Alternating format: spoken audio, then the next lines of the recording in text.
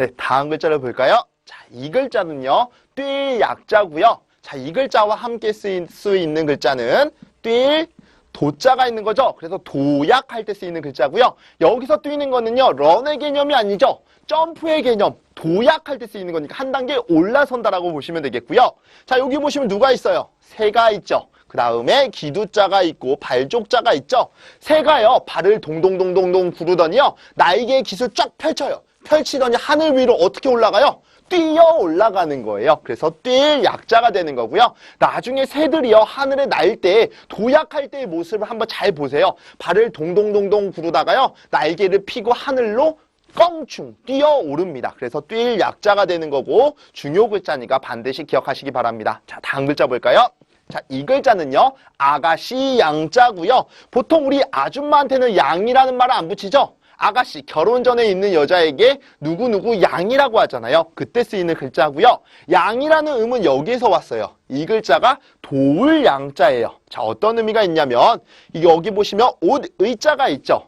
옷을요, 이렇게 한 겹, 두 겹, 이렇게 세 겹까지 겹쳐 입는 거예요. 옷을 겹쳐 입었다는 얘기는 뭐냐면 예전에 우리 전통 혼례를 치를 때 여자분들 보면 많은 옷을 입잖아요. 그러니까 옆에서 사람 두 명이 그걸 붙잡고 있죠. 붙잡고 절할 때 도와주잖아요. 그래서 이 글자가 도울 양자가 되는 거예요. 다시 한번 정리하면 여자가 옷을요, 세 겹이나 껴입어요. 많은 옷을 껴입습니다. 이 사람이 잘 움직이질 못하니까 옆에 두 사람이서 뭐 해줘요? 보조해주면서 도와주죠? 도울 양자예요. 그 다음 이거 무슨 글자예요? 여자죠? 이 여자는요, 집안일을 도와주면서 시집 갈 준비를 하고 있는 여자예요. 그러면 아직 아줌마가 아니죠? 뭐예요? 아가씨라고 본 거죠. 아가씨 양자입니다. 다음 글자 볼까요? 자, 이 글자는요, 어거할 어자고요. 어거하다라고 하는 것은요, 바른 길로 나아가도록 하는 것을 어거하다라고 하는 거예요. 그래서 우리 예전에 아맹 어사 출도요 라고 하죠. 어사가 뭐예요? 잘못된 것을 바르게 나아가도록 만드는 게 어사의 역할이잖아요. 그때 쓰이는 글자라고 보시면 되겠고요. 자, 어떤 의미냐? 여기 보시면 이 글자가 말 오자예요. 우리 12지간에 나오는 자축, 인묘, 진사, 오 할 때 말오자거든요.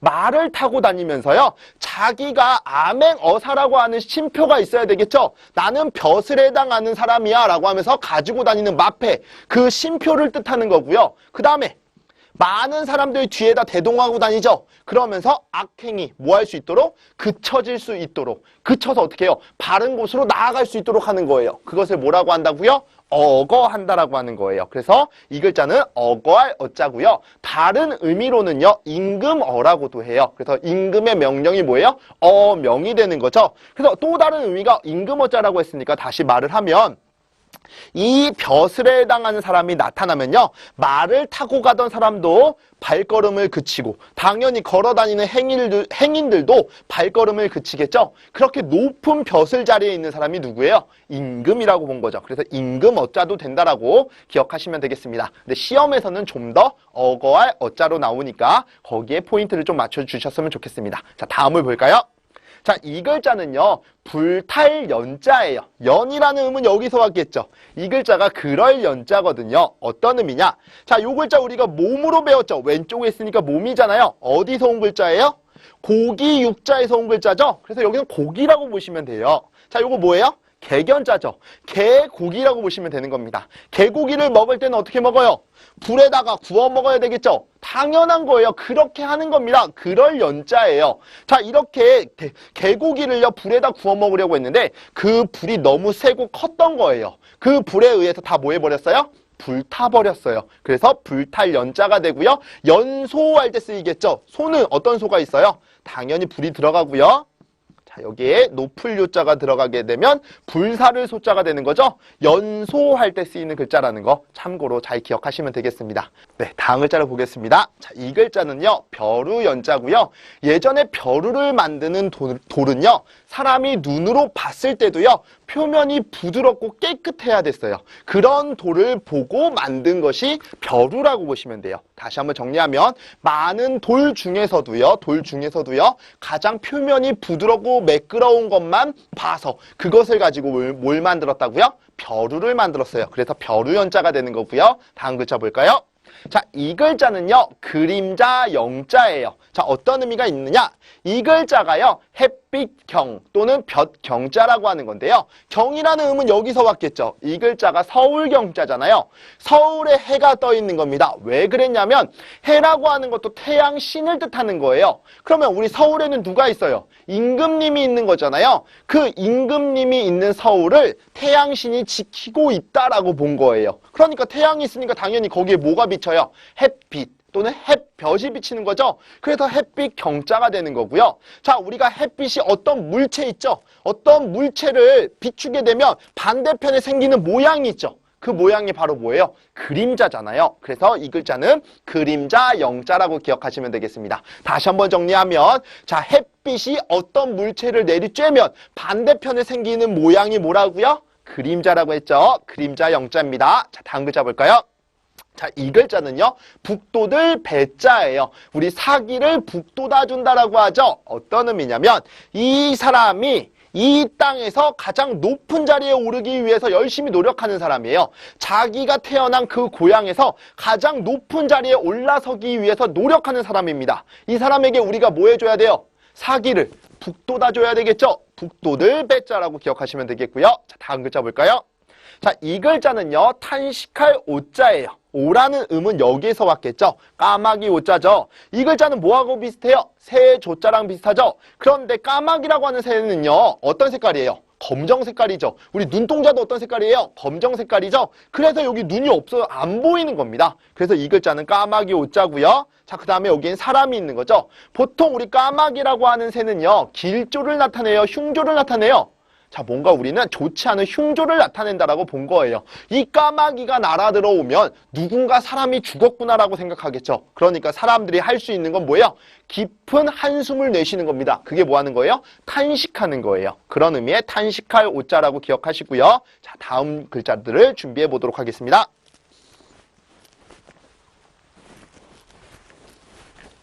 자, 이어서 볼까요? 자, 이 글자는요, 즐거워할 오자고요. 오락할 때 쓰이는 글자겠죠. 자, 어떤 의미냐? 여자녀자가 있고요. 그 다음에 입이 있고요. 자, 이 글자는요, 터놓을 쾌자라고 했던 거 기억나시죠? 그런데 여기와 합쳐지면서 겹쳐지니까 이렇게 간 변형의 형태라고 기억을 하시면 되겠습니다. 그래서 여자들은요, 모였다 하면 뭐예요? 수다 떨잖아요. 이 여자들이 입 벌려서 이야기를 하는데요. 자기의 비밀 얘기까지 어떻게 해요? 터놓고 얘기하는 거예요. 그 시간을 뭐예요? 즐거워하더라 이겁니다. 그래서 즐거워할 오자라고 기억하시면 되겠고요. 다음 글자 볼까요? 자, 이 글자는요, 안을 옹자예요. 이 글자랑 같이 쓰일 수 있는 글자는 안을 포자가 있죠. 그래서 포옹할 때 쓰이는 글자예요. 보통 우리 포옹하면 불어라고 생각하죠. 뽕. 네, 아닙니다. 순 우리말이고 한자어겠죠. 안을 옹자입니다. 중요 글자니까 잘 기억하시고요. 자, 어떤 의미가 있느냐? 우선 이 글자가요, 작을 요자의 변형 형태라고 보시면 되겠습니다. 나중에 요 글자가 걸리적거리니까 이렇게 변형의 형태로 왔다라고 보시면 되겠고요.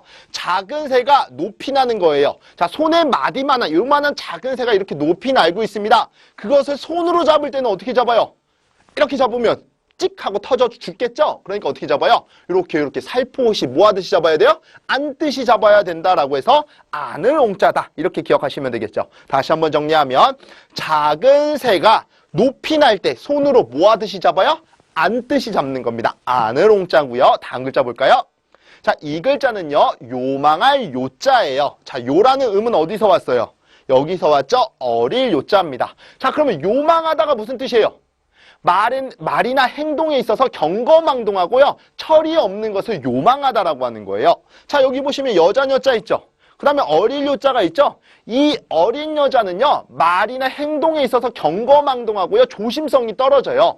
그런 사람을 뭐라고 한 거예요? 요망하다라고 한 겁니다. 그래서 이 글자는 요망할 요자고요. 어린 여자아이는 말과 행동에 있어서 조심성이 없고 경거망동했기 때문에 요망하다라고 했던 거예요. 그렇게 보시면 되겠네요. 자, 다음을 볼까요? 자, 이 글자는요, 허리 요자고요. 요라는 음은 여기서 왔겠죠. 이 글자가 중요할 요자고요. 여자 여자에 덮다가 있는 거죠. 예전에 여자들 중에 쓰개 치마를 이렇게 얼굴에 덮고 다니는 여자가 있었어요. 그 여자는 일반 여자가 아니고 어떤 여자예요? 중요한 여자죠. 그래서 우리 춘향이하고 향단이가 길을 나갈 때 잘 보시면 누가 쓰개 치마 쓰고 있어요? 향단이에요? 아니죠. 춘향이죠. 그러니까 춘향이가 어떤 여자예요? 중요한 여자라고 본 거고요. 자, 왼쪽에 있는 거 우리 어떤 뜻이 있다라고 했어요? 몸에 의미가 있다라고 했었죠. 우리 몸에서 가장 중요한 부위라고 본 거예요. 상체와 하체를 연결시켜주는 부위. 거기가 어디예요?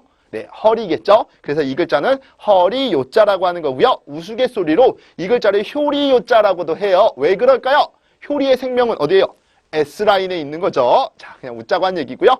허리 요자입니다. 자, 다음 글자 준비해 볼까요?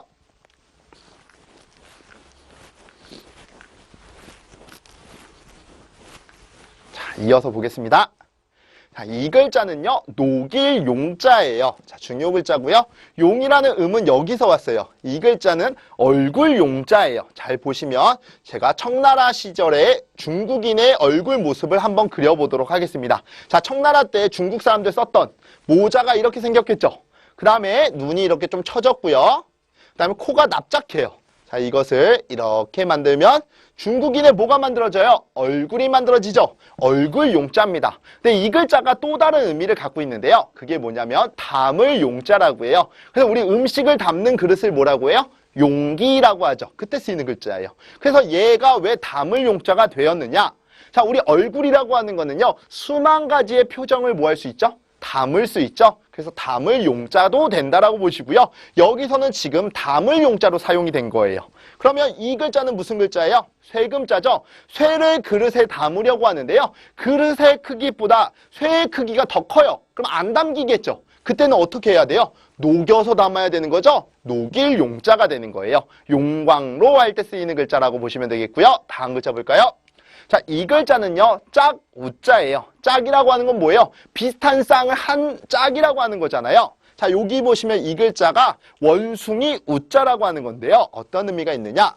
자, 밭전자에 짐승 발자국 유자가 합쳐진 글자인데요. 예전에 우리 원숭이를 우리에다가 가둬놓고 길었는데요. 이 원숭이가 탈출했어요. 탈출하고는요. 밭에 가서는 자기의 발자국을 내면서 열심히 놀고 있는 거예요. 자, 멍청한 놈이 나갔으면 도망을 갔으면 주인이 없는 곳으로 가야 되는데 밭에 가서 자기 발자국을 내면서 놀고 있었던 거예요. 그러니까 딱 알아봤겠죠. 밭에 있는 발자국 보고 아, 이게 원숭이 놈의 것이구나. 원숭이 우자 그렇게 만들어진 거라고 보시면 되겠고요.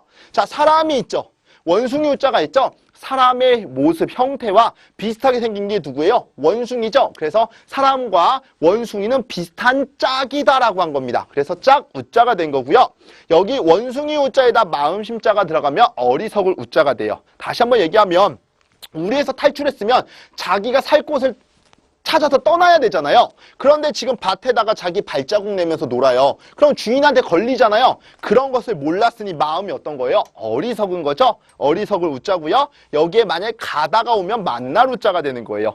원숭이를 찾아갔겠죠. 주인이. 그러니까 뭐 했어? 원숭이를 만났겠죠. 만날 우자가 된다고 보시면 되겠고요. 그보다 중요한 글자가 짝우자라는 거예요. 원숭이와 사람의 형태는 비슷하기 때문에 한 짝이다. 이렇게 기억하시면 되겠죠. 자, 다음 글자 볼까요? 자, 이 글자는요, 답답할 울자예요. 자, 글자만 봐도 마음이 어떠세요? 답답하죠? 이렇게 우선 포인트를 잡으시면 되겠습니다. 자, 글자 이거 쓰려고 하니까 마음이 지금 답답하잖아요. 자, 만약에 이 글자를 딱 주어지고요, 훈음을 쓰시오라고 했을 때 나오면 완전 땡큐죠?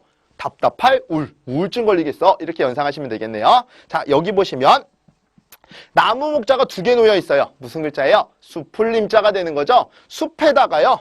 자, 요거 무슨 그릇이죠? 술그릇이죠? 술그릇을 놓고요. 다들 뭐 하고 있었냐면 자, 이 글자가 울창주라고 하는 술이에요. 자, 여기 보시면 이걸 곡물이라고 보시고요. 그릇 안에 곡물로 만든 술을 만들어 놓은 거예요. 이걸 울창주라고 하는 술인데요. 술을 그릇에 따라 먹고는요. 치우지 않고 어떻게 해요? 그냥 덮어만 놓고 갔어요. 그 모습을 우리가 봤을 때 어때요? 굉장히 답답하죠? 왜 우리의 살림을요, 훼손하고 있는 거잖아요. 그냥 술을 먹는 것까진 좋았어요, 숲에서. 그런데 그거를 그냥 덮어놓고 치우지 않고 그대로 가는 모습을 본 거예요. 그때 어때요? 답답하죠? 답답할 울자라고 기억하시면 되겠고요. 중요 글자니까 반드시 기억하셔야 됩니다. 자, 다음 글자 볼게요. 자, 이 글자는요, 나라 동산 원자예요. 자, 나라 동산이 뭐예요? 결국에 국가 소속의 동산이라고 보시면 되겠고요. 자, 여기 벼슬이 있죠? 저녁 석자가 있고 풀이 있네요. 자, 이 벼슬이 저녁 내내 풀밭에서 뒹굴고 노는 거예요. 근데 이렇게 저녁 내내 놀 수 있다라고 하는 건 이 사람이 벼슬이기 때문에 노는 거거든요. 그럼 거기가 어디겠어요? 나라 동산이겠죠. 민영의 것에서는 그럴 수가 없잖아요. 왜? 빨리 나가라 그러면 나가야 되잖아요. 하지만 이 벼슬은 국가 소속이죠. 그러니까 이 국가 소속에 있는 벼슬이 저녁 내 풀밭에 놀아도 누구든지 쫓아내지를 못하고 있는 거예요. 누구도. 그러니까 이 사람이 어디서 놀고 있어요? 나라 동산에서 놀고 있었다. 그냥 이렇게 기억하시면 되겠습니다. 나라 동산 원자고요. 중요 글자니까 잘 기억하시기 바랍니다.